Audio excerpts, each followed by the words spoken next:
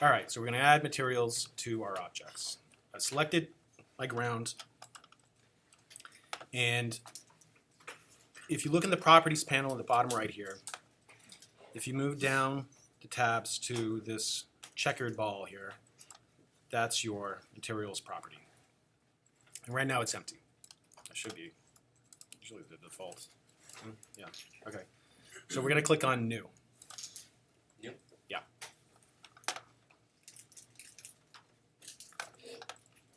And I'm going to move into How do you get that screen? down here. No, that one. Next. Is it new 2D Yeah. animation? This tab down here No, the other, the big next one. to the viewport. No, it's not that. So I'm trying This to one? Thing under transform transform. and just got back. Oh, that tab right there. That's the properties panel or the transform panel. If you want to remove or hide that, you hit N. N. We don't need to look at this right now, so let's all just hide that. But you said I'm press on new and 2D animation? Excuse me? Is it press on go to new and go to general? No, it's just like if your cursor is in the 3D viewport, if you just tap N on the keyboard, like just, yeah, move it, and then just tap N. No, like just the key N. Oh, just the keyboard? Yeah, just the key. Make sure your mouse is in the viewport. Like hover it over your object right there. Now just tap the key N. Yeah. Well, check here. Click Sorry, here. you might have tried. And that's your material. That's what we're at, right? You know, So like, the one that says That's like- your stuff. How's it going? Pretty bad. Oh, no, it's okay. yeah, N brings and hides the properties panel. So we can go ahead and hide that so it gives us a little more real estate to look at our scene. So we added a new material. Material is the term for just like the material of the object, like how it looks, like it's like color properties. And it's good to name your materials so you can reference them later. So I'm gonna click on, I'm gonna change, it's kind of slow sometimes, it kind of chugs a little bit when you're in render mode, so I'm gonna go back to solid mode right now. And I'm gonna click down here, and then it highlights that name, and I'm gonna just call it ground. So now we have a ground material. And if we scroll down, we see some options. So under surface is where you can choose the type of material you have, the type of surface that this material has. There's a lot of options, and you can play around with them later, but right now we're gonna stick to principled, BSDF. Principled is a shader, is another word for material, that they developed like last year, and it essentially combines like glossy, glass, and a lot of these other materials into one material node. So make sure that you have principled selected. Now I'm gonna click on base color. If you just click on the color swatch right there, it brings up a. Principal or supposed to put? Principal, BS, BF. This is, you just want to make sure that under surface you have selected Other. principled. It should be default if you just hit new. And then I went up to the top here, or scrolled up, and I clicked here and I just named it ground. Other. Yeah. Is everybody good at that point? Yeah? Did you have a question? No? Okay. All right, so we got a ground. And right now I'm going to, yeah. You can, if you click on this view mode in between solid and shading, you can get an approximation of what that color is without like rendering it out. But I'll probably just stick to this render mode to see what's going on. So right now we have this sort of peach looking color. Slide around. Choose the kind of color you want. But for this, I'm going to go with just, I don't know, sort of a darker cement looking color.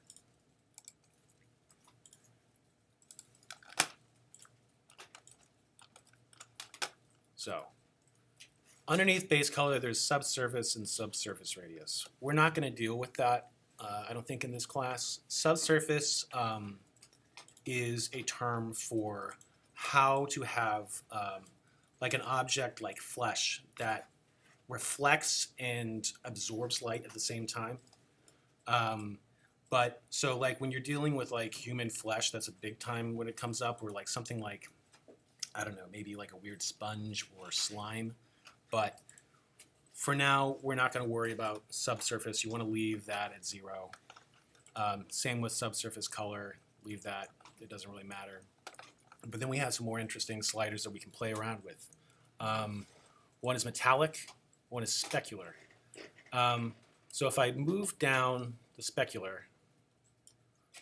we'll see that it's not really reflecting any light. It's kind of like a flat surface, like a matte surface. And if we move it up to 1, it's much more reflective. Like you can see the light reflecting off of this surface. It's a little soft, but it's like reflective. And so if we wanted this like ground to be like a super glossy, highly reflective surface, we would want to change the roughness. So if we hit roughness to 0, I'm going to see in my window, like right now I'm seeing the hard light source of my spotlight reflecting off of this. You should be able to see the object reflecting off of it, but I don't know why it's not.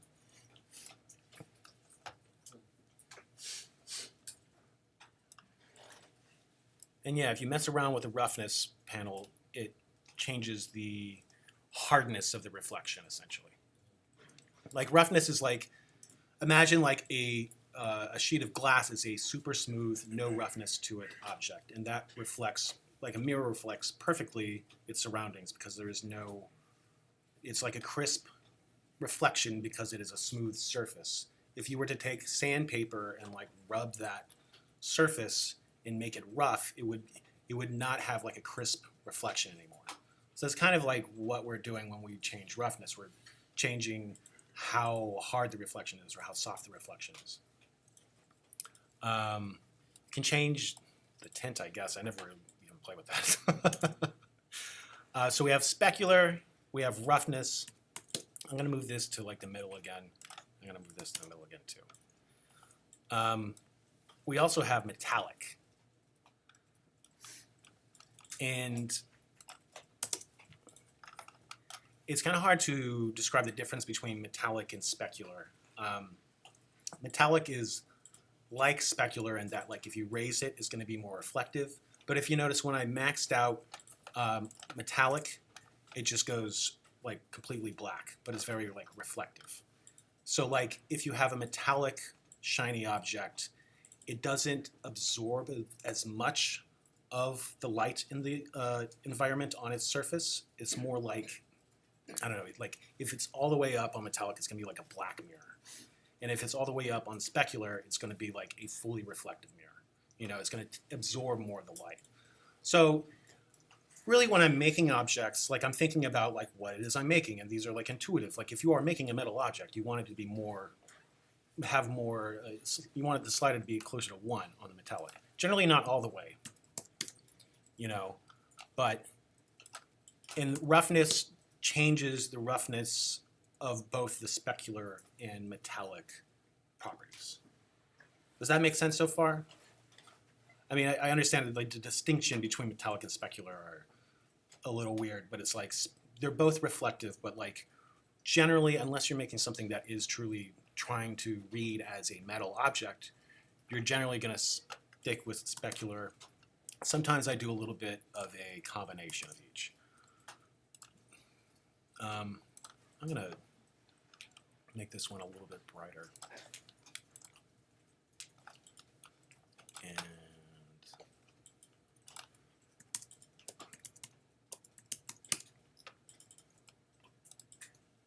like that.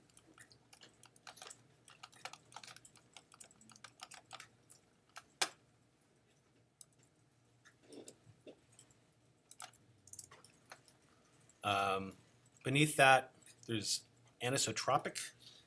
We're not going to mess with that right now. And then we have sheen. If we play around with that, you can kind of just see it adds a sheen to it. It kind of like it adds a sheen. I don't know what else to say. It's sheen. I don't even really use sheen very often. When I'm making materials, I'm dealing with how metallic it is, the specular level, how much it reflects, the roughness of that reflection, whether it's like a soft or a hard reflection, or if it's reflective at all. And there's another one down here, clear coat, which if you imagine just like a clear coat on a car, it's just like another top layer of reflectivity on top of a surface. It's not. It's like a very nuanced thing, and it's like every time I turn it on, I don't even notice it. That's kind of like a high level dialing it in, sort of hyper reality feature. But play around with them. And then transmission is, and it kind of looks weird just to like turn it on one because it's a plane and because of the lighting scenario, but transmission is essentially like glass. It's how much light transmits through the object, whether or not it like refracts light.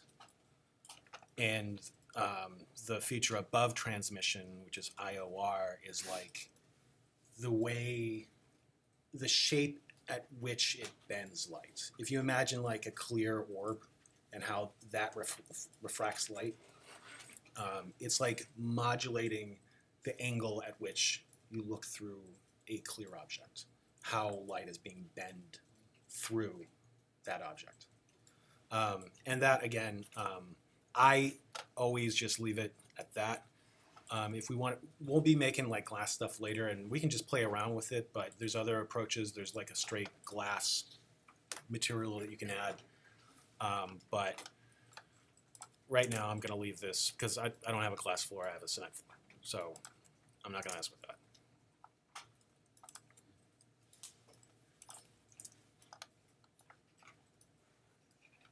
All right. So let's just keep going through our objects here. I selected my pedestal, created a new material, and I'm going to name this pedestal. Pedestal, I hope so. Default is principled, that's what we want. I'm going to make this a little bit brighter white.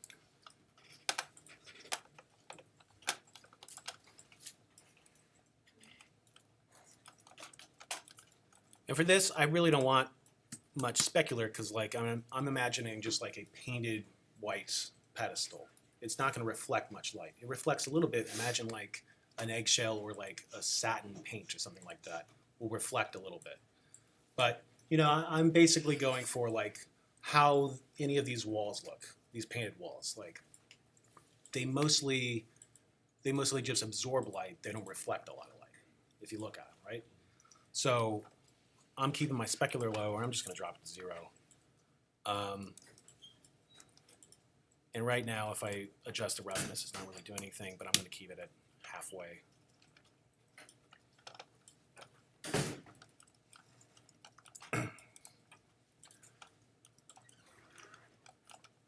All right, so I'm going to grab the first part of my sculpture here,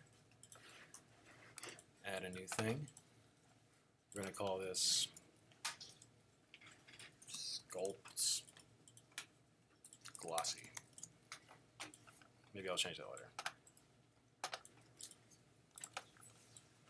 Give it some color. I want this to be shiny. I'm going to up the metallic a little bit.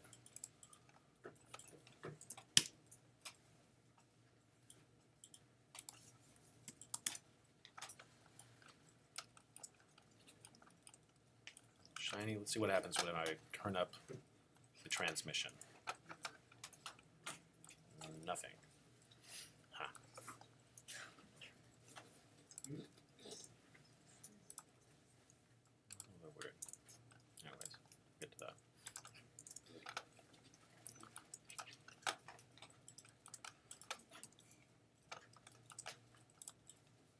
So I created this material for this glossy part here, Sculpt Glossy, and I want the ring above it to have the same property. So I'm going to click on that ring just above it, and instead of clicking on New, I'm going to click to the left of the New button, where this circle is with the little down arrow. Click there, and that brings up a list of all of the materials we have in our universe currently. So I'm going to scroll down, I'm going to click Sculpt Glossy.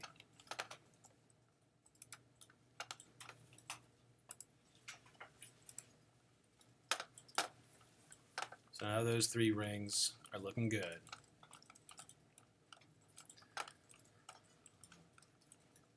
So I want to add a material to this sphere right here, and I want it to look like this red ring down here, but I don't want to start from scratch and like just create a new material from scratch.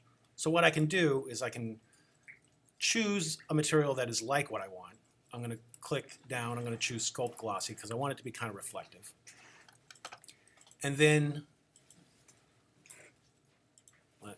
to the right of right here, you'll see this like add new material icon. So if I click this, it's creating a copy of that material, and it just called it sculptglossy.001. And that's just like the naming convention, the default naming convention in the software is if you create a copy of something, it'll be like that name .001. If you keep making copies, it'll be like 002, 003. If you look in the outliner up here, you see the first cylinder I made. Then I made a copy. That became cylinder 001, like that. I mean, generally, in with having a good workflow, you want to name your objects. Maybe I'll do that real quick, just to kind of like, because I should have. So I want to rename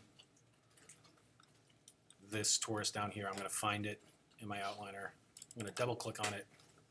I'm going to call this ring 1. I'm going to click on the one above it. You'll see once you click on an object and select it in the viewport, it should be highlighted or just like a little bit whiter. Everything else is gray, but like the one you selected should be, the text should be like bright white. Double click on it. I call it ring 2. And then we'll do ring 3.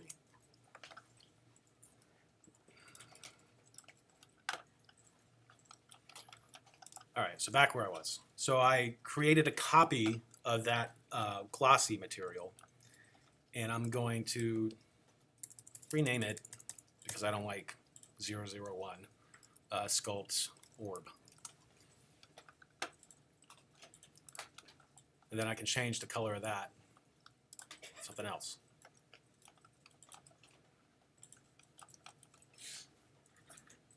And I want it to be super reflective. I'm going to max out my specular and my metallic. I'm going to lower my roughness because I kind of want it to reflect the things around it. Which isn't really happening, which is very confusing.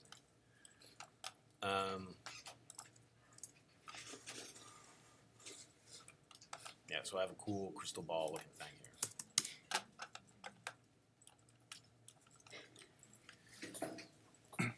So you may have noticed, like, having these rings and this like orb that I have here, you're seeing reflections, but they're like sort of like pixelated. They're like these like squares. They're like following the exact geometry.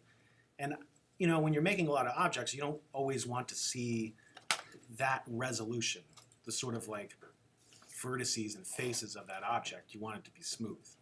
So there's a couple of ways, like I want these things to be smooth and look like actual smooth metallic objects. There's a couple of ways you can go about that. And I have to find out where it is in this unit interface because they changed everything. Smooth. Smooth. There is a button to smooth this out. Where is it? Ah, there we go. So if you right click on your object after you select it, brings up the options and just click Shade Smooth. Now we got a nice smooth torus. The option we just had was shade flat. Sometimes you want to shade flat.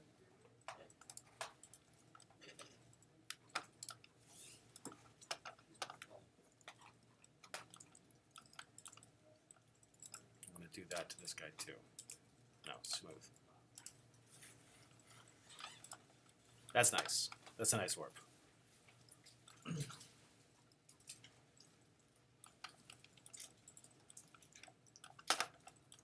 So let's just go through this and just add some materials, get it looking good.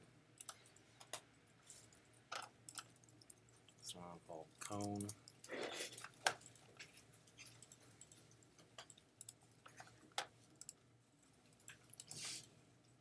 Orange, yellow.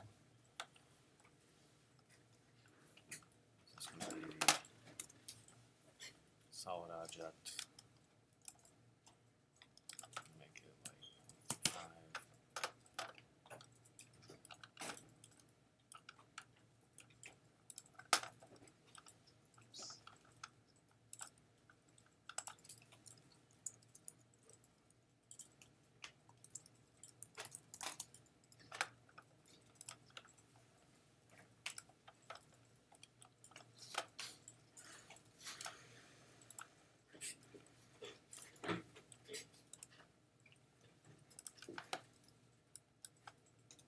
Again, I'm making these materials for the cylinder. I want this cylinder to be a different color but the same kind of material.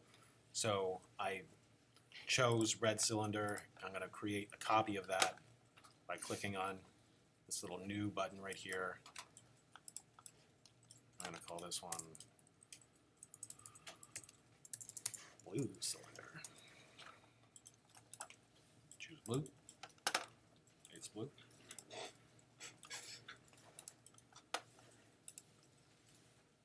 Copy cylinder. Spelling cylinder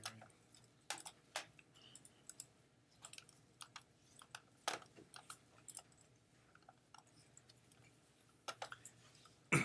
Cool. I mentioned before the break that you can give certain properties the ability to emit light. So I want to do that for my Suzanne monkey head. So I'm going to click New after I select a monkey head. Click New. I'm going to rename it to Emit. And then instead of the surface being Principled, the default, what we were using this whole time, I'm going to click there. I'm going to choose Emission. Emission is a material that emits light. What was it before that? I'm sorry. Um, Start to new, then you click. Yeah, so I chose my object. Let me just, and then you go to, you create a new material. Let me just backtrack here.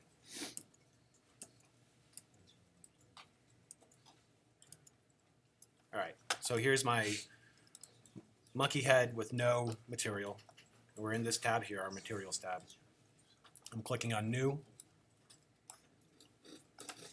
I renamed it to Emit, or whatever you want to call it. And then under Surface, yeah, Surface, yeah. Under Surface, instead of Principled, Emission, you got it. And so it doesn't really look like anything because it's all just emitting light, you know. It's like staring into like just a full glass light bulb. You don't really see anything, you just see light. And we can change the intensity of that.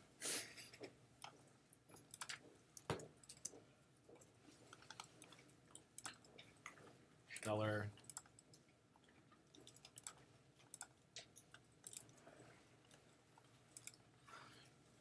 Notice that I cranked the strength up to like 100. And I changed the color to green. It doesn't look very green. If I were to lower the strength to 1, it looks green.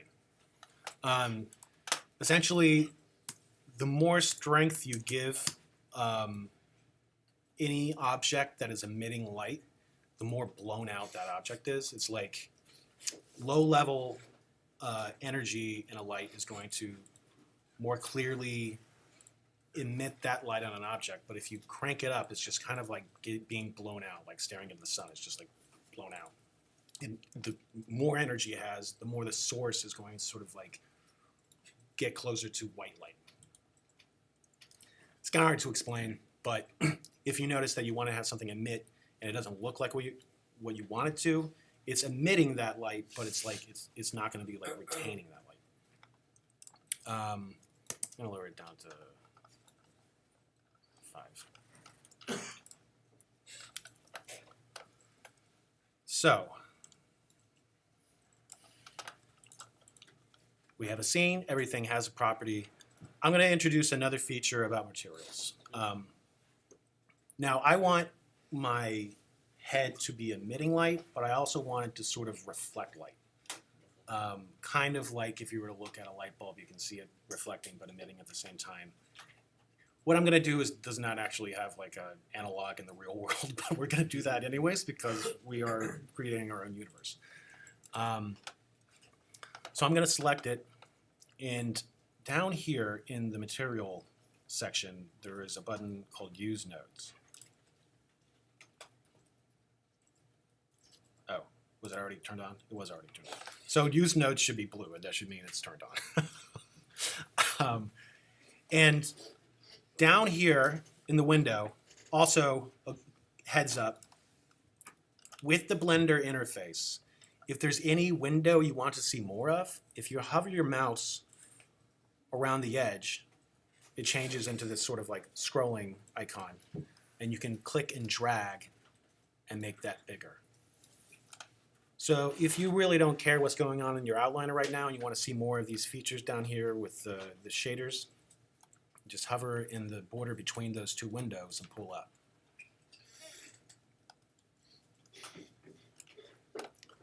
Also, if you want to create a new window, so like I have down here, this is our timeline. We haven't really talked about that yet, but we're going to get into motion in another class. Next class probably. I want to add another window just above that because I want to start using my nodes, and we need a different window to look at that.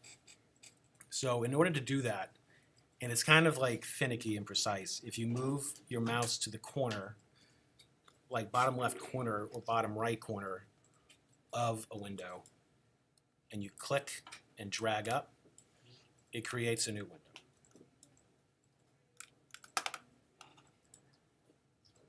And if you're like, screw that, I don't want this window, go back to that same point on the window you want to keep that you just created it from, right here. Click and then drag down. You can see like an arrow, kind of a shadow of an arrow appears in the middle. That's like collapsing the window into the other one. So everyone just like real quick, create a viewport window, and then we can collapse it.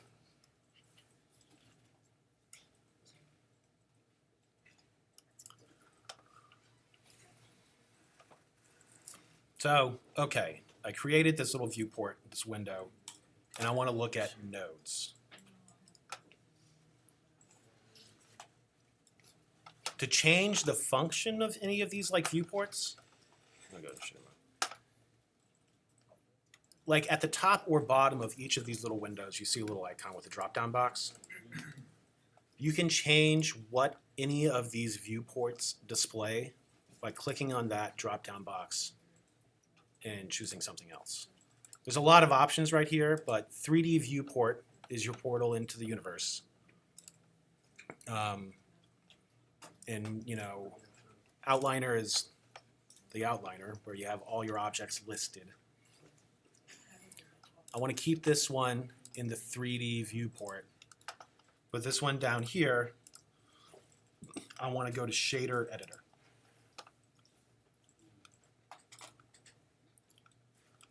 So this is kind of like, eventually you might want to make more complex materials for your objects. And that involves combining different shaders into one.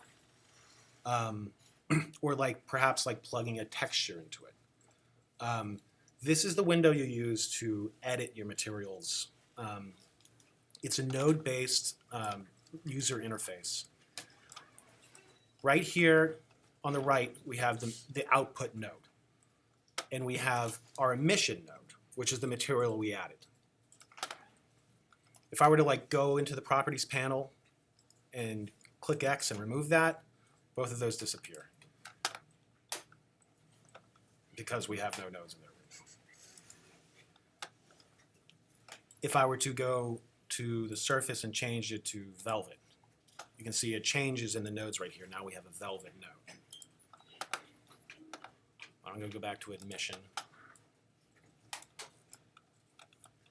And so I wanted to make something emit but kind of reflect at the same time. So to do that, I have to remember where they keep this feature now. Okay. So I'm going to add another node. I'm going to add a glossy node to this. So in this node editor, I'm going to go add, and then I'm going to go down to shader, which is also the term for materials. It was the same thing we see listed in here. Add, shader, and then we're going to do glossy. And once you click glossy, that little node is attached to your mouse, so just move it around here. So right now we have two materials in this, or two shaders within this material we called emit.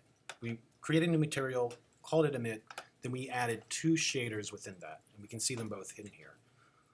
But you can see right now, if we were to render, go into render mode, it's still just emitting. I guess it is kind of reflecting light a little bit. Oh, there we go. So if I were to drag, and we see that it's emitting, and we see that there's this line going from this node to the material output node, plugged into surface. If we were to click on the glossy node, then click on that little green dot to the right of it, and drag to the surface, now it's just glossy. So we just switched the material. Now we went from emission to glossy, and the way you do that is just by dragging to the surface from the output node of that material.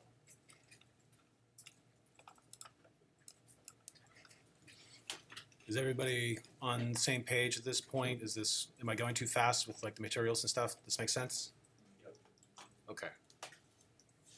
There'll be time like towards the end of class, I think at least like a half hour before class, there'll be some open time to play around, and I can go around and help everybody individually if you need. So if I wanted to combine these two shaders into one, we're going to like mix them together. And in order to do that, we need a new kind of node. So I'm going to go back up here to add. Where is it at?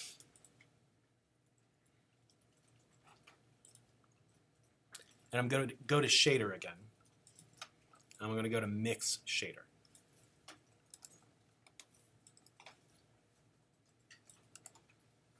And I just like dragged it and clicked it right where that line was, and it automatically bridged those.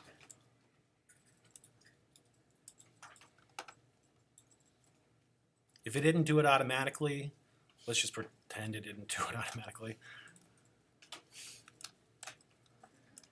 I dropped in my mix. I would drag from the output of that node to surface. And then from the output of the glossy node to one of the shader ports of my mix shader. It's just like a mixer, you know, it's just like a fader or whatever. You have two inputs and then you fade between either of them.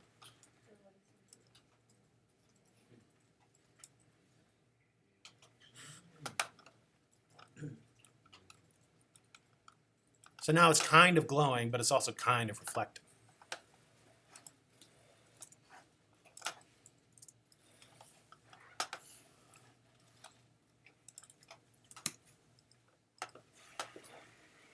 And you can change these properties. It's like the same information that you'd see in this material tab over here, down here. But if we go back to this panel, we see at the top, we have our mix shader. That's the next thing plugged into our material. And below it, we have now our emitter and our glossy material. And if I were to like unplug the emission from that, it now just says none. It's like empty. Plug it back in, boom, emission.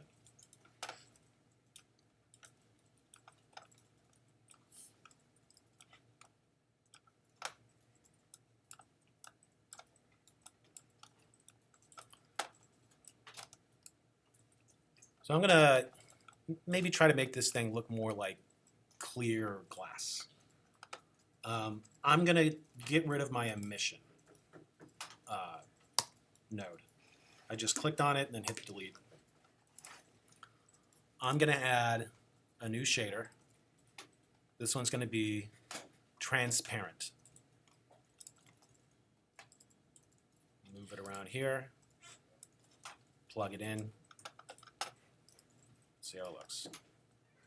Kind of weird.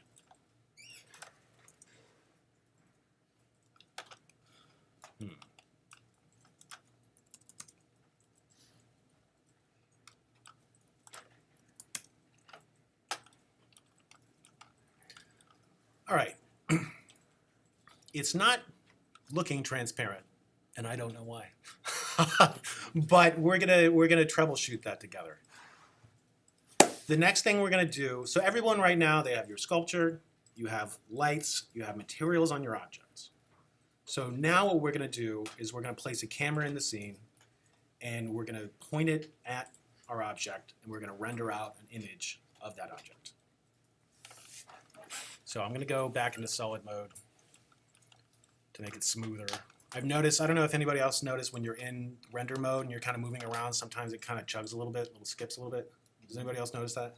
Yeah, so it's kind of like when you're in render mode, it's like live rendering it constantly. So when you make updates to any like property, it's like on the fly making those calculations. So it kind of chugs, like draws a lot of resources on the processor.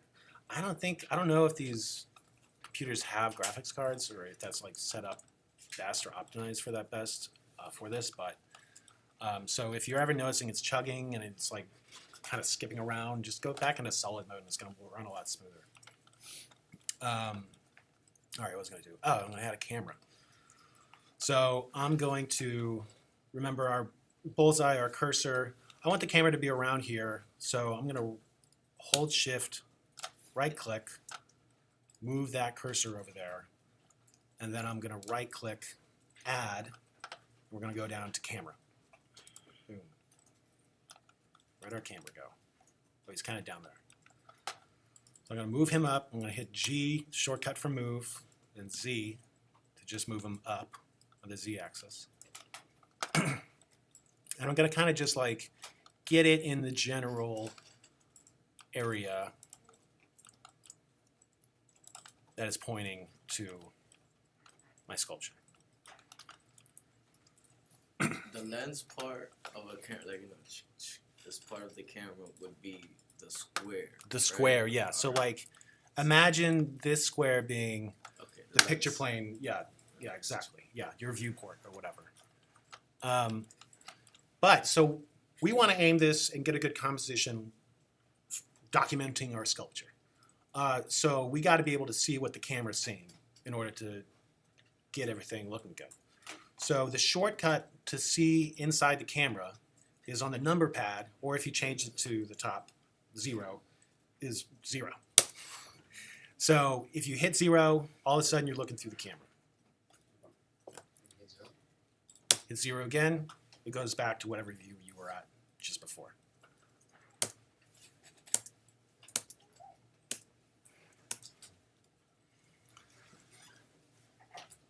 So I got my camera. This is not what I want to see. I want to move it. I want to fine tune it. There's a couple ways I could go about it. I could just hit G and just kind of move it like that. But it's not really intuitive. Like I'm kind of like, I feel like I'm like moving it from some sort of perspective outside the object. It's kind of like weird. A good way to really dial in your camera is to change one property on it. And remember our properties panel over here that we hit earlier with N. If I bring that up or hit this plus sign up here, again, N to toggle that. And then make sure your camera is selected. And you can scroll down until you see this under camera lock, there is lock camera to view. I'm gonna click that. And now if I just sort of navigate the scene like how I generally would, just by like holding down the middle mouse button, it poses that camera for me. So now, like using the same methods that we use to just look around the world, we are now posing the camera that same way.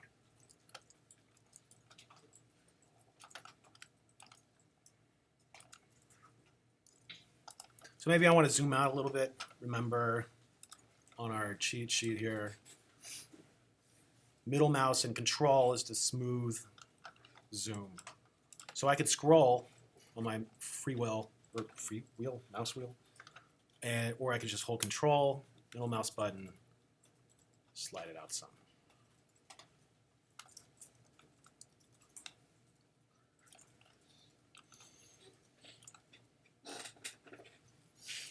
I'm gonna go for a little off the side, slightly below look here. And if we hit to render mode here, you get a good look here. If you like where your camera is, you can unclick that or just leave it on and just toggle 0. So if you hit N on your keyboard, and then at the bottom of that panel on the right, there should be camera lock, and then lock camera to view. So now when you hit 0 to go into your camera, 0 on the number pad. Oh. Yeah. And now if you just like rotate around, now you can pose your camera as you would move your perspective around the universe, like I'm doing here.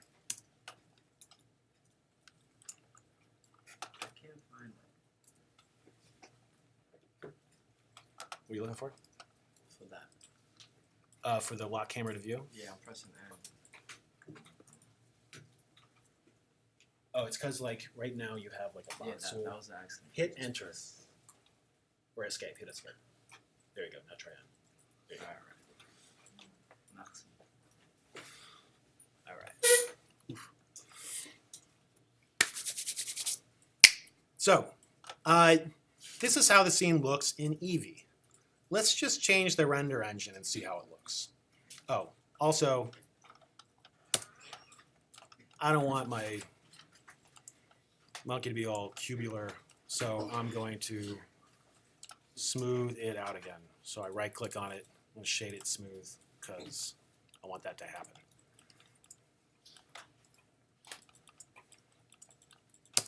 Looking good. So we're in the Eevee render engine, and we just want to see how it looks in cycles.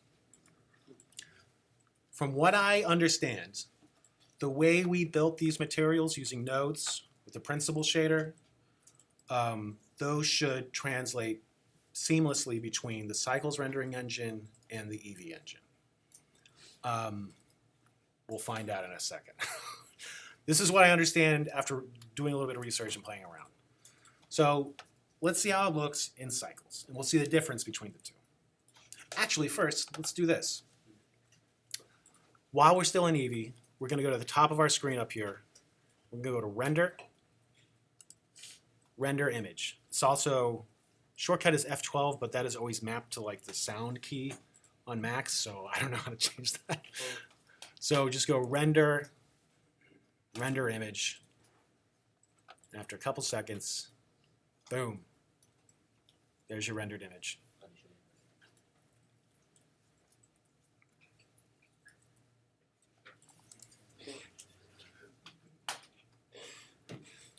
Right now, to me, it looks pretty good.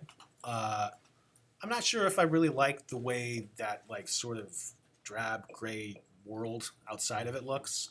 So I want to change that.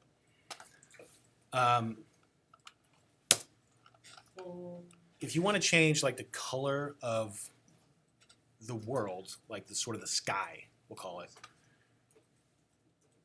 there is a tab over here in our properties panel, and it looks like a globe. Click on that. I'm going to click on Use Nodes, because we've just been using nodes this whole time. And then I'm going to change the color something a little more bright.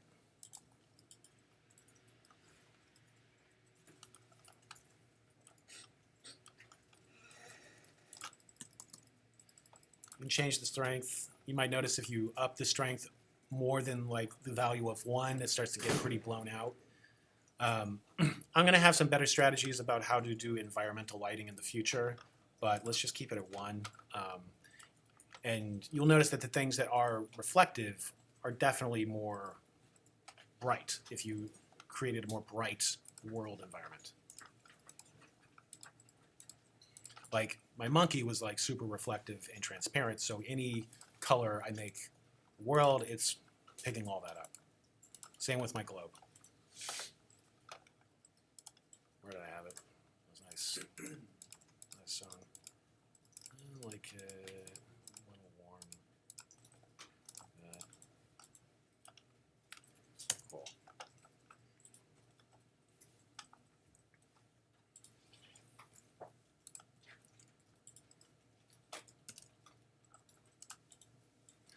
So I'm going to go, I want to see how this looks now, rendered out. I'm going to go up to the top to render. I'm going to render my image.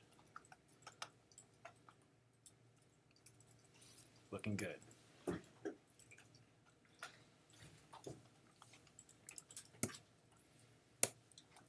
And if you just hit escape after you hit render, I don't know if anybody figured that out already, but you hit render, you see it. You can either just minimize that window, or I think if you hit escape, it just disappears. How can I get my camera to that mode? Say that again? I want to put my camera in that mode, like first person, that's almost third person. Okay. How can I go about that? What do you got with your camera right now? You want to look through the camera? Yeah. Oh yeah, that's 0. Try 0.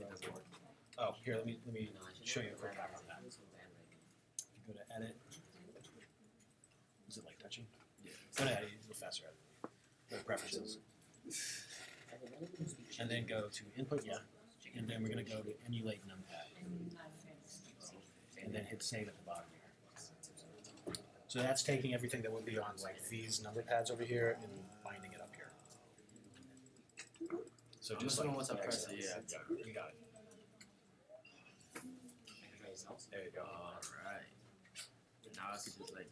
Now you can do it. You got it. Thank you. Of course.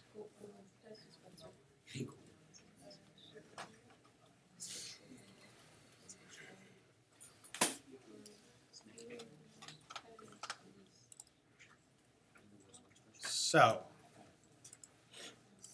after you render an image, you might want to save it.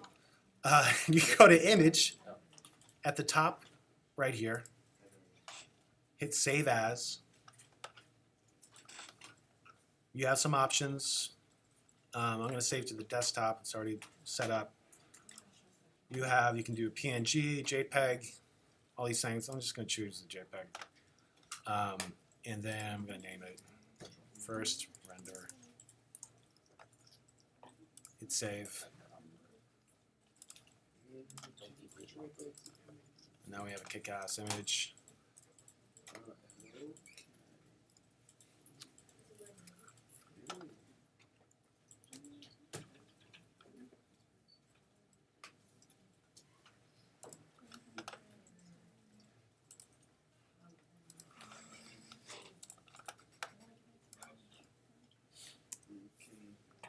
Try it and escape. Is everybody able to render at this point through a camera? Let me just go through it. How do you save it?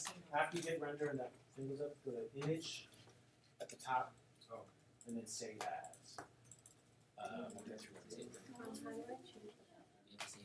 The background, that was in the world setting.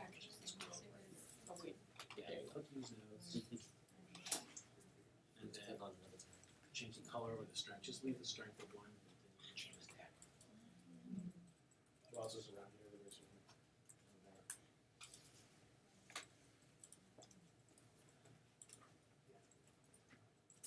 No, it's fine. Your light's not showing? Let's see.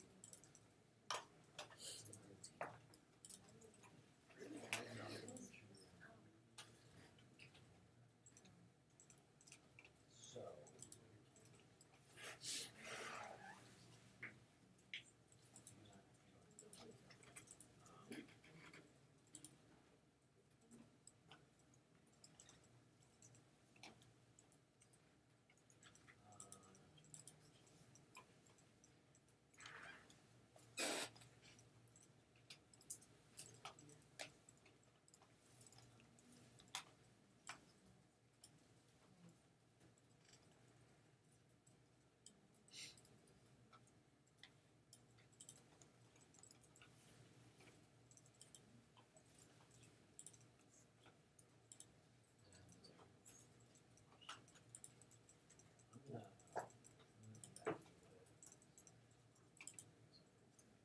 And I would just suggest maybe next time, I have something here, but it's gonna be a lot easier. And you can save files and bring them. It's gonna make it a lot easier. Definitely need to have. Okay, just, well, then, yeah, just bring your mouse next time, it's gonna make. I'll be back.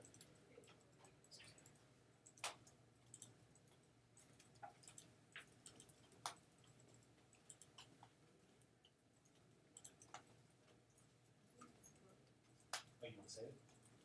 So after you hit render and you have that image pop up, remember just go to the top, and there should be an image menu, go down to save as. You can change it to JPEG, name it, export it, boom.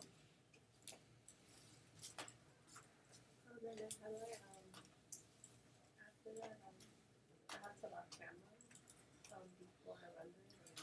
You don't have to have the camera locked to render it, it's just, locking the camera just means when you're looking through it, you can move it more easily. So if you're good with where the camera is, you don't even have to be looking through the camera when you hit render, like if you hit 0 right now, or like anywhere, it doesn't really matter where your perspective is in the 3D viewport, because the camera's set up where it's gonna be. Oh, I render. And then render is the tab at the top, next to edit, render image. And then afterwards you go image save as. This is, the final. Yeah, that's what it is. Yeah.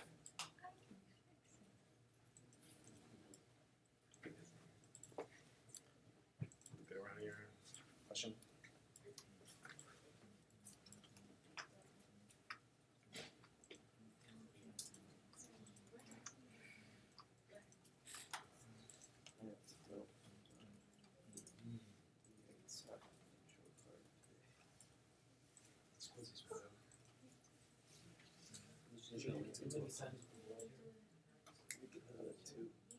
Oh no, it starts, it goes back into. It starts, yeah, it Starts starts.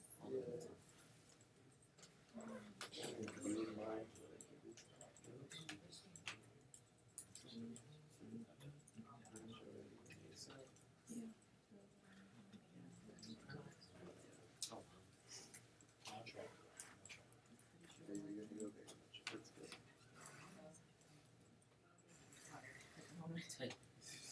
Save the money.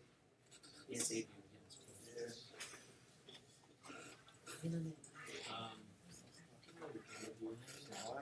Why did you put my hand here? It's a good pillow. It's really, my knuckles are in. Part of it is that, so it's kind of just flooding the whole site. It's kind of confusing. When I have knuckles, I'm like knuckles wrong. I only flex my So that's actually, How would you That's flex your? the mode you are in is sort of like, you're just looking at the hard materials, just the There we surface go. of objects, Flex on rather than being involved. So if you want to see how it's going to look with light, let's shoot that. Come get us a match with me or H. Two ways. Oh, you know? That's why I Okay. So You can wait in line with me. Yeah. let's see what's going on. Yeah, was you going? But when I'm gonna go, there's gonna be a massive line. You're gonna get a Really? well, if it's 250, sure, it's 250. Chances are you just go directly and you might see a line. Might not. I mean, And maybe I think- change just the I think the last time I went to get my mentor card, it was like around like 2 right when it opened. There was a massive. There was already that massive line wrapping around the corner of the hallway. And yeah, So they have to again, probably. So I'm gonna be there for like 30 minutes. Isn't that bad, all things considered? depending on how folks do it, just get their mentor cards. Yeah, If there's nobody on their phones, you know. yeah. With the lines that I've been in, most of them weren't really that bad. How much they make it out? They said they were So often, like, Yeah, that's not. yeah, I throw up my mentor card. Use game. Again, I would love to meet him too. You don't have to click. Oh my, can I use some?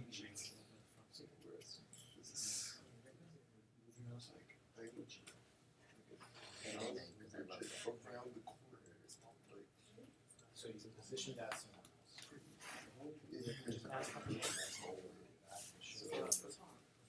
Always check in. Not check in. Go to that page. Wait, I was here like half an hour So you're starting to come out. So like having a lot of fully saturated. Oh, okay. And then I had an error. So having more sunlight. As long as you got your job, you're still intact. So really just lighting it.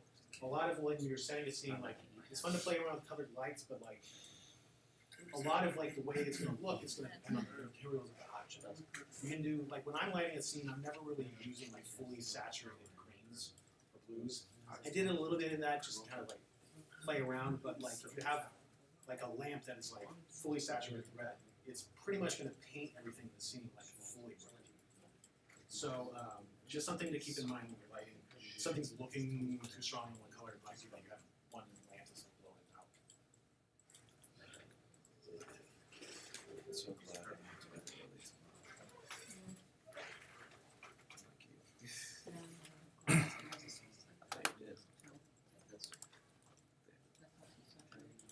Oh, gotcha. All right, so made all these materials, rendered using Eevee. Now we're gonna switch over to Cycles and just see how that looks. Remember, Cycles is the other rendering engine built into Blender.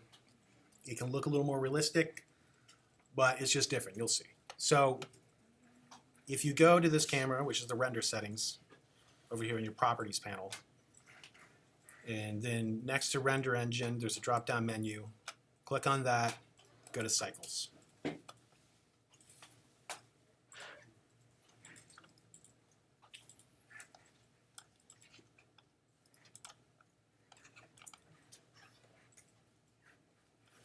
And if you look now, my monkey is now transparent.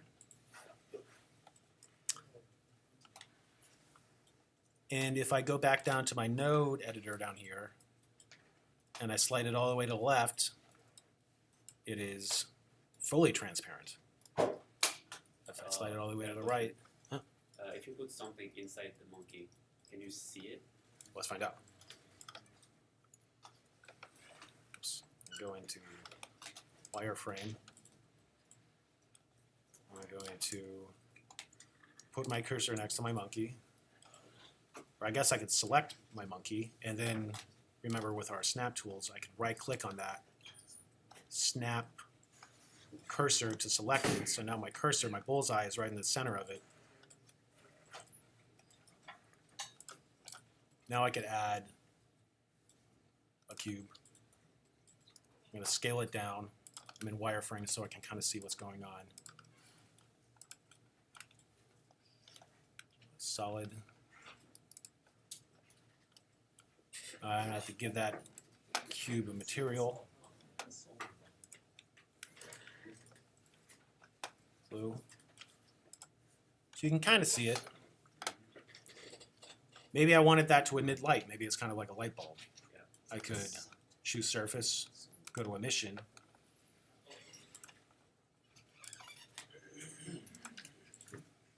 Crank that up. Okay.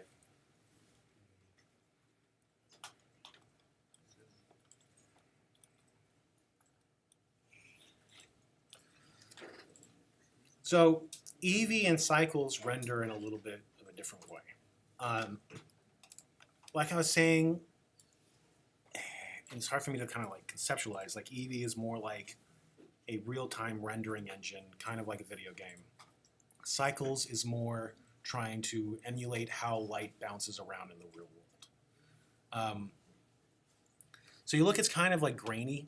You see, like when I move around, when I'm in the render preview and I'm in Cycles, when I move around, it's just kind of like fuzzy, and then once I stop, it starts to kind of settle into like a more clear image.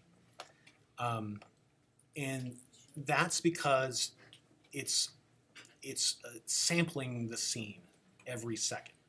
So what's the best way to describe this? If you look under Cycles, there's a tab right here called Sampling.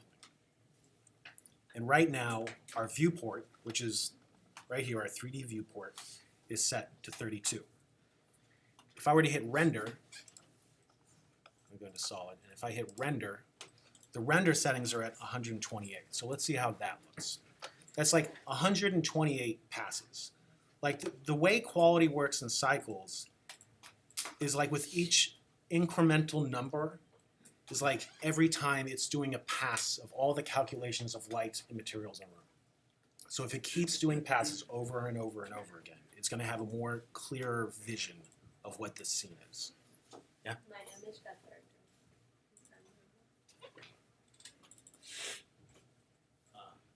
Yes, in Cycles? Okay. Yeah, 1 second, and we'll deal with like how lighting affects Cycles differently.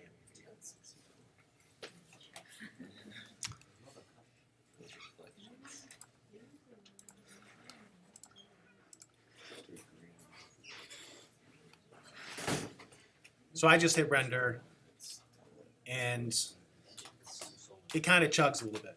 It's not as fast. Like this is probably going to take 30 seconds to render, maybe a minute. It took me 2 minutes to run. Took 2 minutes? Yeah. It's also it gets slower when it gets rendered. When I see it sometimes. Yeah, and so there's some different approaches as to get Cycles to work better in your favor. One thing I'm just going to look at right now is whether these have a graphics card on them.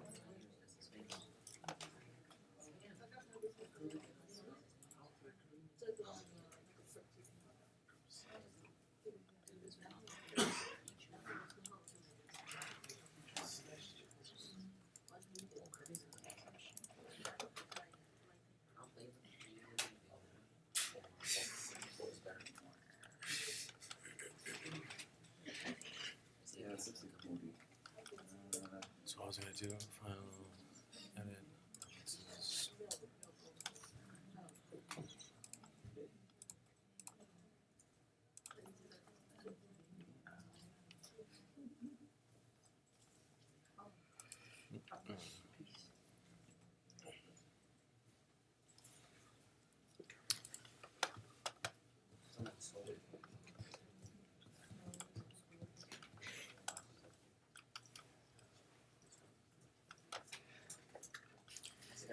So yeah, Cycles is really geared towards realism, and because it is a more intense and more realistic looking render engine, it needs hardware in order to create images and like render frames in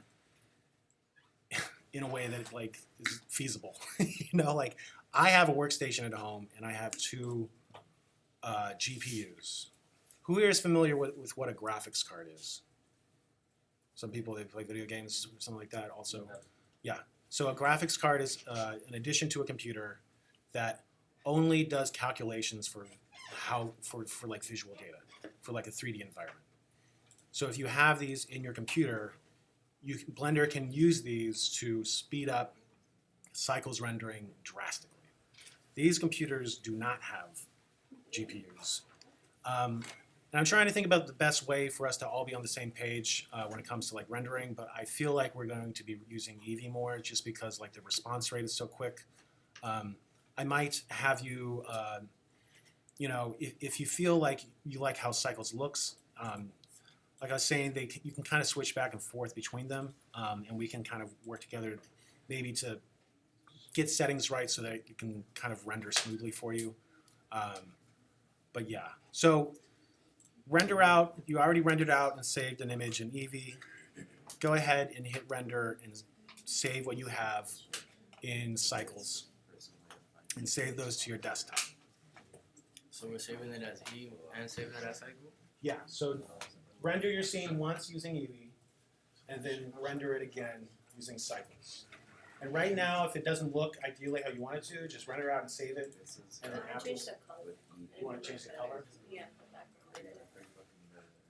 You want to change the color? No, like I changed the background. Oh, I already seen it. Yeah, I mean, it looks Yeah, better. totally, yeah. Good, cool. We have pretty good ideas of how to move with cycles, which looks Oh, cool, but yeah, so what you can do here, so like, if you want it to be like half transparent, cycles brings out the colors of it. with something, so you have glossy as well. So you reflect But it. easier because the better. So click on emission.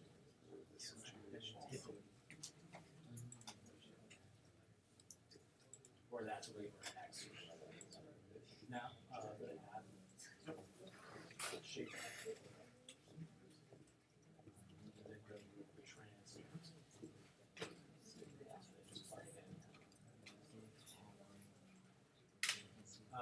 Plug it into one shape of this.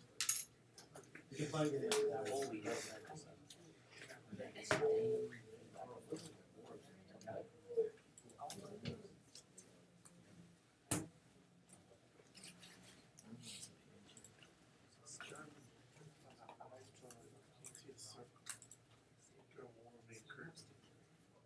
Yeah. What are you trying to say? Oh, you mean a circle? So circle meshes are a little bit different because they don't have any like faces to them. It's just like a ring of points. There's nothing like connecting those except for like one line. So you can't really see that. They're a little bit of a different thing. If you wanted to make an eye like that, I would say like a sphere, and then like scale it. So like create a sphere like that. Yeah, create a unique sphere. I think it dropped in.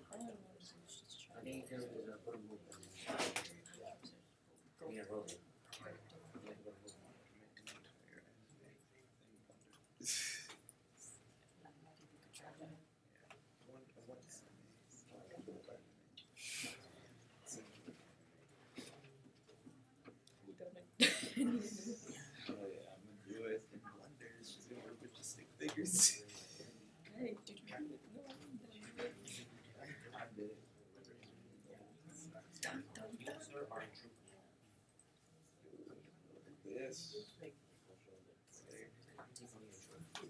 I honestly think Eevee looks better for this. So right now, It really depends on what you want to do. so you gotta position it anywhere you want. For this situation, Eevee looks a lot better because it works with these more polygonal shapes a Now, lot. if you just try to move around like how you you got it. That's me. That's me.